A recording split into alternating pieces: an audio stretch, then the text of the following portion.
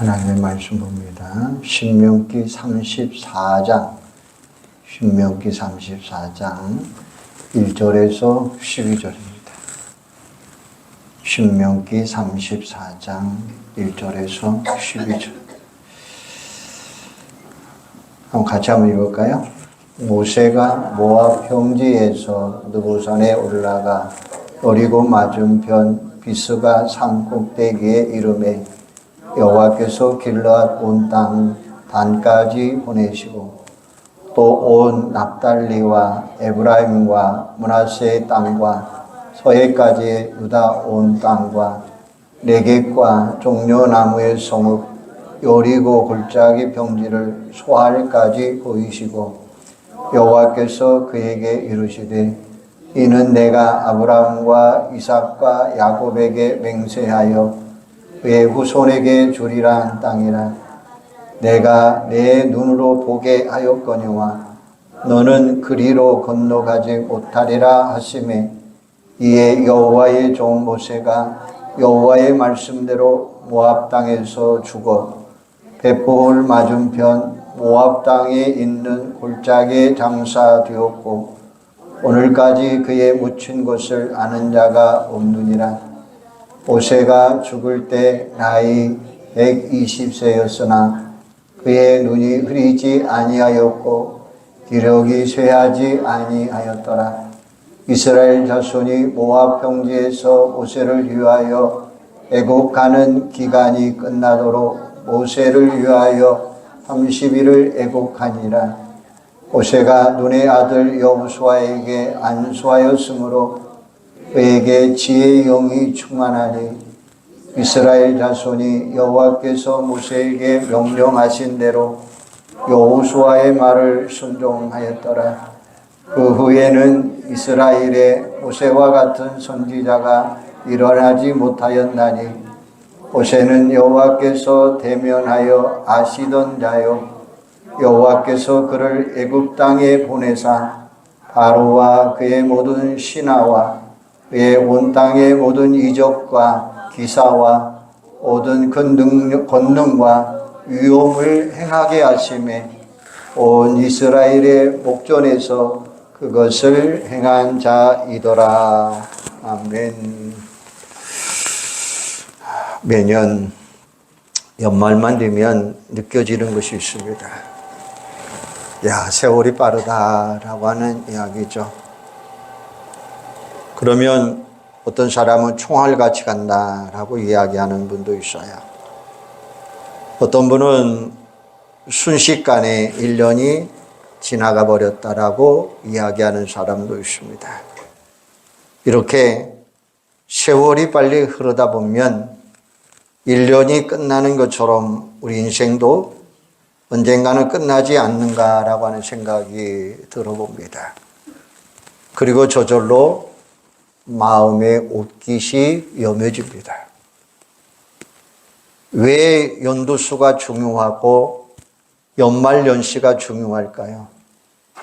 어찌 보면 아무것도 아니에요.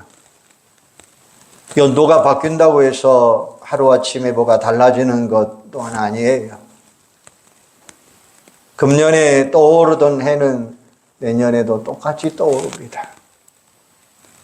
그럼에도 불구하고 사람들이 연도수가 바뀌는 것을 중요하게 여기는 이유가 있습니다. 그것은 분주한 일상의 삶 속에서 정신없이 살아가던 우리가 잠시 멈춰서 인생을 생각하고 정리할 수 있는 기회를 얻을 수 있기 때문입니다. 특별히 연말이고 송년주일이 있다는 것은 우리에게 큰 도움이에요. 당연하지만 때로는 잊고 사는 인생의 진실, 언젠가 내 인생에도 끝이 있고 떠날 날이 있다는 사실을 다시 한번 일깨워 주는 시간입니다.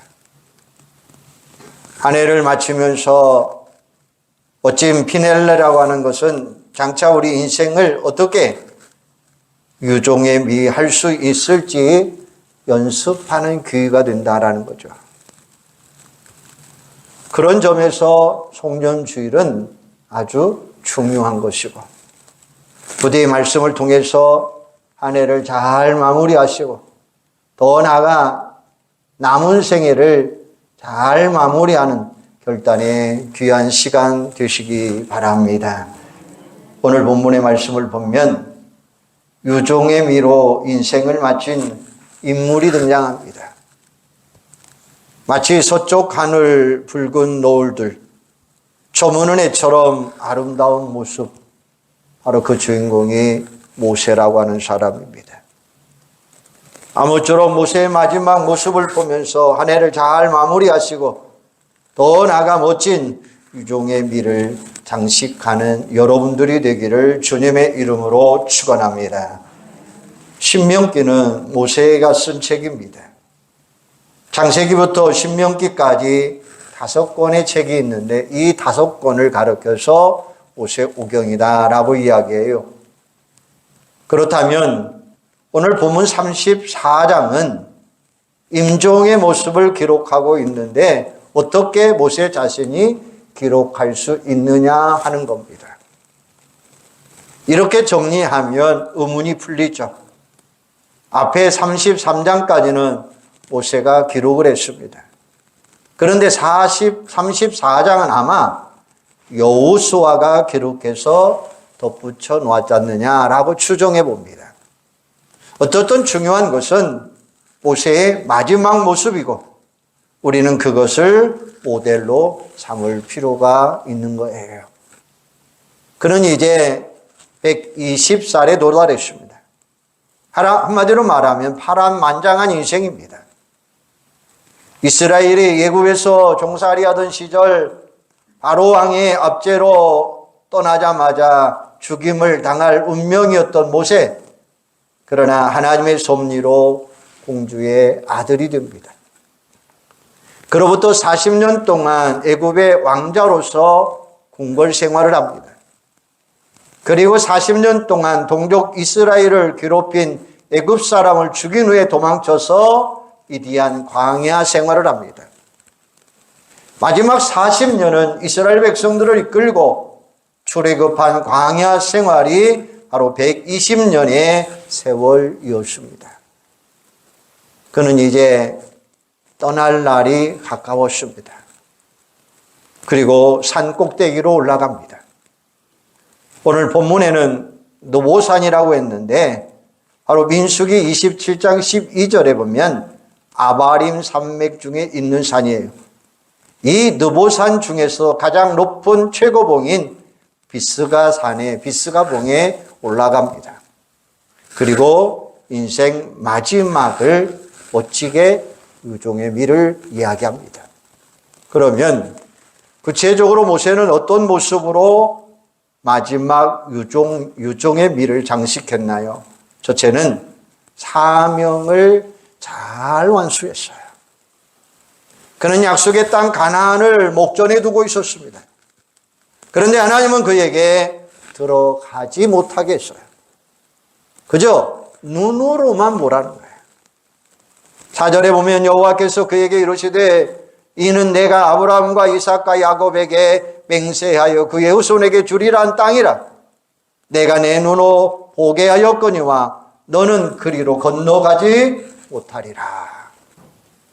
인간적으로 보면 얼마나 아쉽습니까? 섭섭합니다. 이유가 뭘까요? 그 이유는 표면적으로 무리바 사건입니다. 민수기 20장 백성들이 물이 없다고 원망하고 불평할 때 화가 났습니다. 혈기를 부린 거죠. 하나님은 지팡이를 들고 반석에게 명하라고 하셨는데 화가 난다고 지팡이로 반석을 2번 내리쳤습니다. 그때 하나님이 책망하시고 가나안 땅에 들어갈 수 없더라고 경고하셔요. 또 하나 중요한 이유가 있습니다. 그것은 모세의 사명이 여기까지다라는 거예요. 모세는 이와 같은 하나님의 뜻을 수긍하고 죽음을 순수하게 받아들여요. 5절에 보면 이에 여호와의 종 모세가 여호와의 말씀대로 모압 땅에 죽어 7절에 보면 모세가 죽을 때 나이 120세였으나 그의 눈이 흐리지 아니하였고 기력이 쇠하지 아니하였더라. 그는 기력이 쇠해서 죽은 게 아니에요. 사명을 다해서 하나님이 그를 부르신 거예요. 그는 사실을 알아채고 하나님께 후계자를 허락해달라고 요청했는데 그때 하나님이 지명한 사람이 바로 여호수아입니다. 여호수아는 오랜 세월 모세의 수종자 옆에서 훈련을 받은 사람입니다. 모세는 흔쾌한 마음으로 여호수아를 후계자로 삼습니다. 모세는 이처럼 모든 사명을 다 마치고 그는 세상을 떠나 천국에 들어갑니다. 여호수아는 성령의 감동을 받아 그의 생애를 이렇게 평가합니다. 10절에 보면 그 후에는 이스라엘의 모세와 같은 선지자가 일어나지 못하였나니라고 이야기해요. 이래서 모세를 구약의 대표적인 선지자라고 부르고 있습니다. 사람은 누구나 다 한 번 죽기 마련입니다. 그런데 어떻게 죽는가 하는 문제는 아주 중요한 문제예요. 성경은 복된 죽음을 가르쳐서 이렇게 증거하고 있습니다. 요한계시록 14장 13절에 보면 또 내가 들으니 하늘에서 음성이 나서 이르되 기록하라. 지금 이후로 주 안에서 죽은 자들은 복이 있도다. 하심에 성령이 이르시되 그러하다. 그들이 수고를 그치고 쉬리니 이는 그들의 행한 일이 따름이라 하시더라 라고 말씀하셔요. 세상 사람들은 죽음을 결코 복되다고 말하지 않습니다. 그런데 주 안에서 죽는 자는 복이 있도다 라고 말씀하고 있어요. 바로 하나님을 믿는 신앙 안에서 살다가 죽는 죽음, 예수 믿고 천국 가는 소망, 이게 바로 복된 죽음인 줄로 믿습니다. 이유가 뭘까요? 두 가지입니다. 하나는 영원한 안식이 시작됐다는 거예요. 세상에서 얼마나 많이 수고하고 애쓰고 살아갑니까? 그런데 그 모든 수고를 그치고 안식하게 되었으니 복되다라는 말씀이에요. 또 하나는 믿음으로 수고하고 애쓴 결과 천국의 상급을 받을 수 있다라는 사실이에요. 모세는 정말 말씀대로 오랜 세월 수고한 모든 삶을 마치고 이제 천국 안식에 들어간 것입니다. 그리고 천국의 찬란한 빛 가운데 영광을 누리게 되었습니다. 이게 바로 귀하고 아름답다라고 말씀하고 있는 거예요. 모세처럼 죽은 신앙의 선배들이 많습니다. 그 중에 바울을 빼놓을 수 없죠. 그는 예수를 만난 후에 순교하는 그 순간까지 복음 전파의 사명을 위해 치열한 인생을 살았습니다. 그러다가 천국 갔어요. 그가 순교하기 직전 마지막으로 남긴 유언적 서신이 디모데후서인데 그 중에 마지막 부분에 그의 최후의 고백이 나와 있습니다. 디모데후서 4장 6절에 보면 전제와 같이 내가 벌써 부어지고 나의 떠날 시각이 가까웠도다. 나는 선한 싸움을 싸우고 나의 달려갈 길을 마치고 믿음을 지켰으니 이제후로는 나를 위하여 의의 면류관이 예비되었으므로 주 곧 의로우신 재판장이 그날에 내게 주실 것이며 내게만 아니라 주의 나타나심을 사모하는 모든 자에게니라 라고 말씀하셨어요. 그는 일말의 의심도 없이 천국에 들어갈 것과 주님 앞에서 상 받을 면류관을 당당하게 선포하고 있는 거예요. 마라톤 선수가 완주를 하고 결승점을 통과할 때의 모습과 비슷하고 얼마나 멋진 모습입니까? 아프리카의 성자로 불리는 리빙스턴은 탐험가 겸 선교사였습니다. 그는 밀림 속에서 여생을 마쳤어요. 그는 목숨의 위험이 있었지만 주의 만류에도 불구하고 사명을 위하여 그곳을 떠나가죠. 중간에 귀국했을 또 망설이고 뒤로 하지 아니하고 다시 아프리카를 향해 갑니다. 그러다가 그가 실종되자 영국의 언론들은 세계인들이 안타까워하고 궁금해했습니다. 그때 미국의 뉴욕 헤럴드가 파견한 통신원 스탠리가 영양실조와 마닐라라고 하는 곳으로 죽을 지경이 된 리빙스턴을 발견하게 됩니다. 스탠리는 그를 영국으로 돌아가라고 설득했지만 그는 5개월 만에 두 손 들고 떠나갑니다. 리빙스턴은 그 후에도 계속 밀림에 남아서 활동하다가 1873년 5월 1일 언두막에서 무릎 꿇고 기도하는 모습으로 하나님의 나라로 옮겨갑니다. 노예무역을 뿌리 뽑고 선교 사명을 감당하기 위해 아프리카에 간 지 33년이 흐른 뒤였습니다. 그는 사명의 완수를 하고 평안히 천국에 들어간 것입니다. 스데반의 이야기도 우리에게 감동을 줍니다. 그는 젊은 나이였습니다.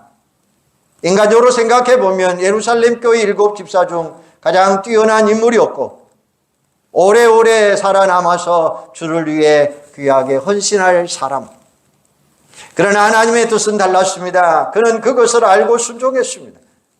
그는 돌에 맞아 죽었지만 그의 영혼을 받아줄 것을 기도하고 천사처럼 하늘나라로 올라갑니다. 그의 순교 이후 오히려 그로 인하여 하나님은 위대한 사도 바울을 탄생시켜요. 하나님은 이처럼 인간을 도구들을 사용하시면서 당신의 일을 행하시는 분이다라는 말씀입니다. 그리고 각각 하늘의 영광, 하늘의 축복으로 상을 베푸신다는 것입니다. 연말을 맞이하고 보내면서 한번 생각해 보시기를 바랍니다. 나는 하나님 앞에서 크든 작든 받은 사명 잘 감당했느냐는 것입니다. 만일 오늘이 여러분의 인생의 마지막이라고 한다면 그 답이 바로 내 인생에 대한 평가서가 될 것입니다. 부디 가정에서든지 교회에서든지 사회에서든지 하나님이 맡겨주신 사명에 충성을 다하는 여러분들이 되기를 소망합니다. 그래서 언제 하나님이 부르셔도 아멘하며 훨훨 날아가듯 천국에 가는 여러분들이 되기를 주님의 이름으로 축원합니다. 두 번째는 모세는 성화의 모습으로 아름답게 유종의 미를 장식했습니다. 우리가 인생을 살다 보면 이 세상을 떠나는 그날은 하나님 만나는 날이에요. 물론 우리가 이 세상 살 동안에도 하나님 만나면서 삽니다. 하지만 육안으로 믿지 못하고 마음으로 희미하게 느낄 뿐이다라고 이야기하고 있어요. 그러므로 하나님을 얼굴과 얼굴을 마주하듯 만나는 그날은 굉장한 날이 될 것입니다. 그때 어떤 모습으로 하나님을 배울까 생각하시면서 마치 결혼 날짜를 받아놓은 신부처럼 자신의 모습을 가꾸셔야 돼요. 예수님의 형상을 닮아가는 성화의 과정이 남아있기 때문입니다. 우리가 예수님을 믿음으로 영접하면 즉시 천국 갈 수 있지만 아직 이 세상에 남아있는 이유 중에 하나가 바로 이겁니다. 사명이 남아있다고 하는 사실이에요. 또 하나는 시간을 두고 성화의 길을 걸어가는 것입니다. 마치 안경알을 닦듯이 우리의 영혼을 맑고 조명하게 갈고 닦고 수련해 가야 돼요. 그러다가 하나님께서 부르실 때 가장 아름다운 모습으로 만나시기를 바랍니다. 여러분 모세 보세요. 그는 육신이 강건한 모습인 것도 귀하지만 그의 인격과 영혼이 아름다운 모습이 더 귀하다는 거예요. 10절 하반절에 보면 모세는 여호와께서 대면하여 아시던 자요 이렇게 이야기해요. 그는 늘 하나님을 가까이 하는 사람이었습니다. 오래 함께하면 닮아간다라고 이야기하죠. 모세는 세월이 가면서 점점 하나님 닮아갔어요. 결국 그는 어떤 사람이 됐습니까? 민수기 12장 3절에 보면 이 사람 모세는 온유함이 지면의 모든 사람보다 더하더라 이렇게 말씀하셔요. 세월이 가면 갈수록 육신은 쇠할 수밖에 없어요. 그러나 영혼은 가면 갈수록 새로워지고 성숙해져야 된다는 거예요. 아니 우리 안에 예수 그리스도가 살아계시면 그게 당연한 것입니다. 그래서 사도 바울은 고린도후서 4장 16절에 보면 그러므로 우리가 낙심하지 아니하노니 우리의 겉사람은 낡아지나 우리의 속사람은 날로 새로워지도다 이렇게 말씀하고 계셔요. 그래서 이런 말이 있습니다.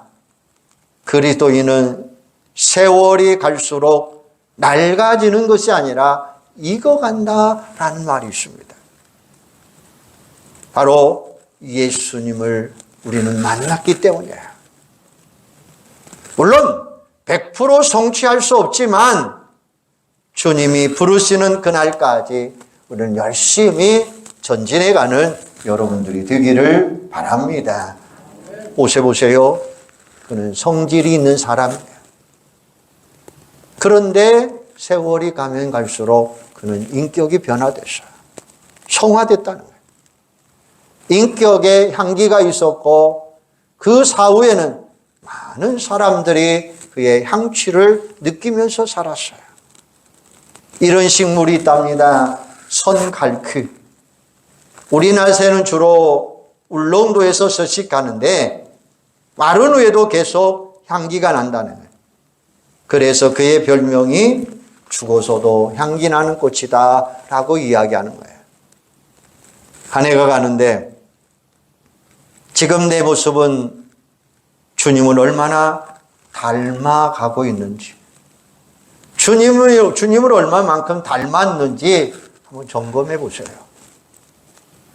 한 해 한 해 지나가면서 우리 영혼과 인격이 더욱더 주님의 형상으로 성화되고 아름답게 변화되기를 소망합니다.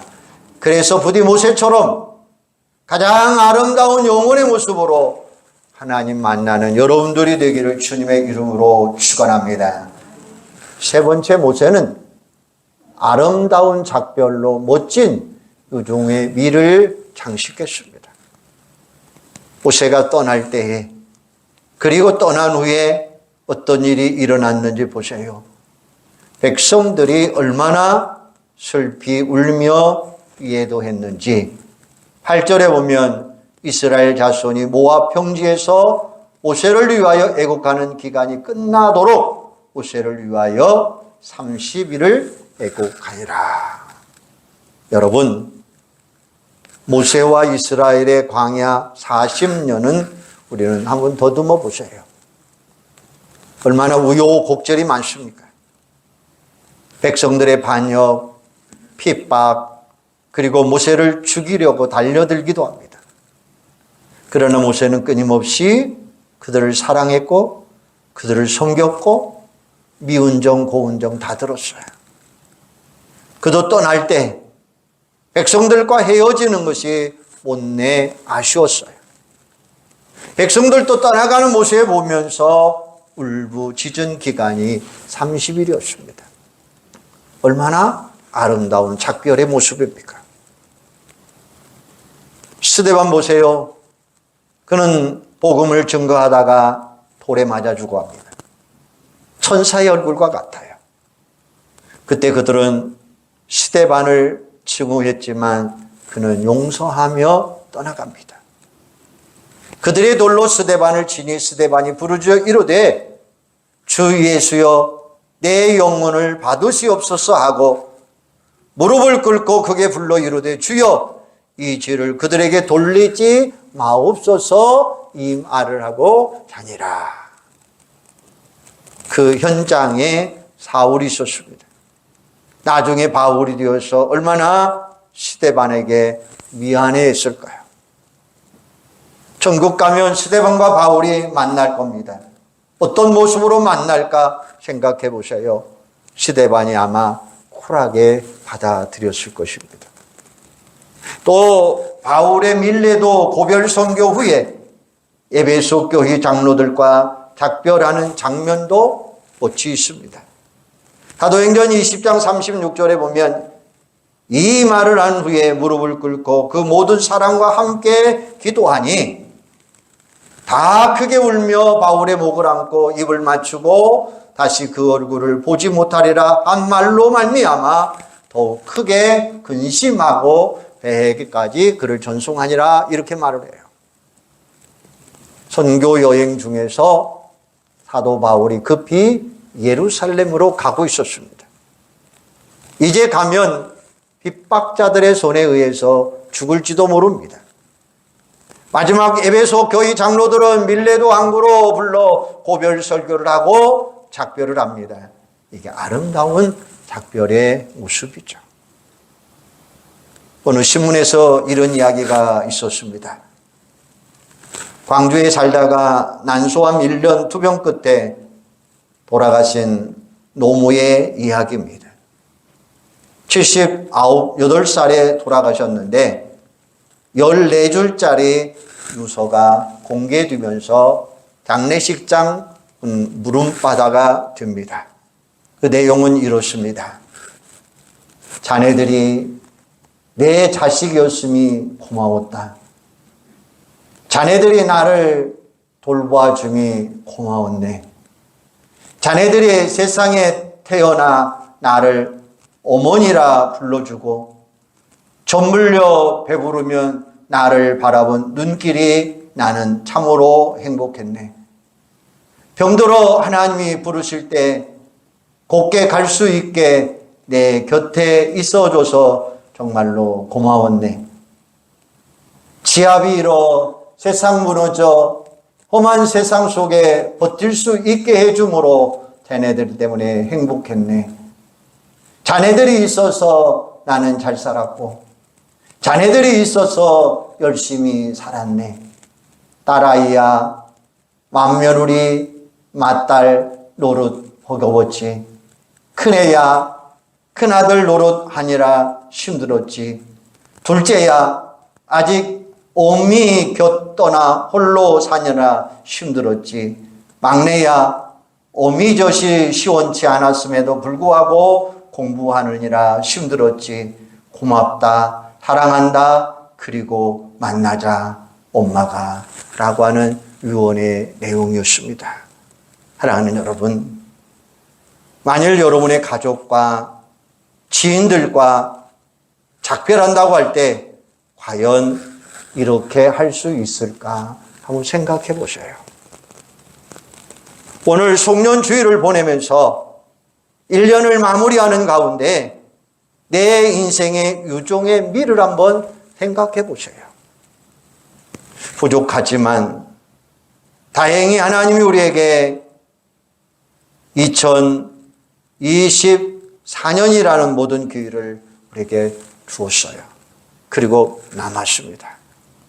부디 이전보다 더 잘해서 우리 한 해 한 해 변화된 모습으로 살다가 언젠가는 하나님이 부르시면 모세처럼 멋진 유종의 미를 장식하며 천국 가는 우리 온 성도들이 되시기를 주님의 이름으로 축원합니다. 기도하겠습니다. 하나님, 은혜와 사랑을 감사합니다. 오늘 모세를 통해서 다시 한번 우리의 모습을 바라보게 하여 주시옵소서. 아버지 하나님, 모세는 어떤 모습으로 아름답게 유종의 미를 장식했습니까? 그는 사명을 완수함으로 멋지게 모든 것을 다 장식했습니다. 아버지 하나님, 그는 성화된 모습으로 멋지게 유종의 미를 장식을 했습니다. 세 번째, 아름다운 작별로 멋진 유종의 미를 장식을 했습니다. 아버지 하나님, 오늘 우리도 이 모세처럼 송년주의를 보내면서 내 인생의 유종의 미를 잘 헤아릴 줄 아는 저희들이 되게 하여 주시옵소서. 그래서 우리에게 주어진 시간 잘 마무리하게 하시고 새로운 해를 맞을 수 있는 저희들이 되도록 주여 멋지게 장식하게 하여 주시옵소서. 그래서 멋진 천국을 사모하며 새하늘과 새 땅을 사모하며 그 나라를 바라볼 수 있는 저희들이 다 되도록 성령님 함께하여 주시옵소서. 예수님의 이름으로 기도하옵나이다. 아멘.